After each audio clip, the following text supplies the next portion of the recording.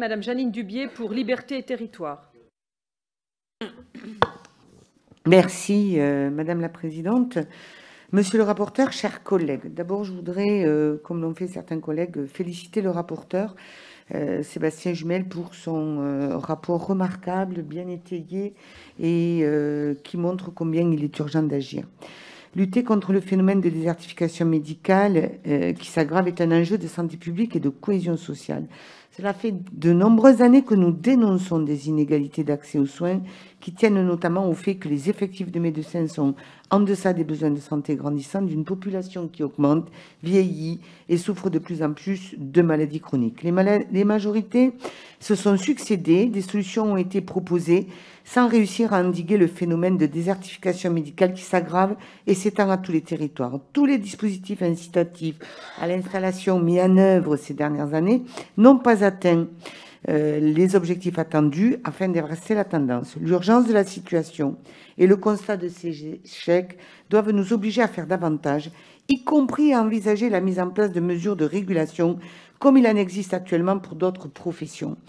Le conventionnement sélectif en fait partie. Cette possibilité intégrée déjà dans les 2 PPL du groupe socialiste a toujours été rejetée. Elle le sera probablement encore une fois et pourtant, je reste convaincue que c'est une mesure qui est indispensable. Il nous faut trouver un équilibre entre la liberté d'installation des médecins d'une part et la protection de la santé garantie à chacun d'autre part. Je me réjouis que nous puissions à nouveau avoir ce débat.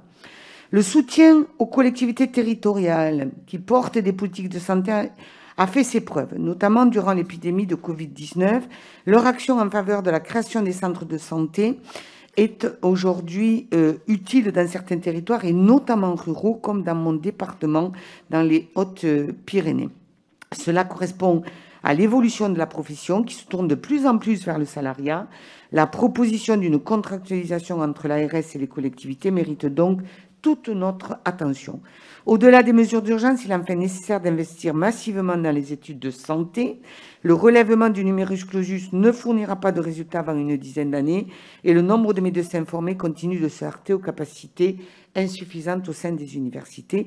Donc nous rejoignons donc cette proposition de déterminer l'offre de formation à partir des seuls besoins de santé en territoire. Ce sont en effet ces derniers qui doivent définir en priorité notre politique de santé. Vous l'avez compris, le groupe Liberté et Territoire soutiendra l'intégralité des articles de cette proposition de loi et nous, bien sûr, nous voterons pour.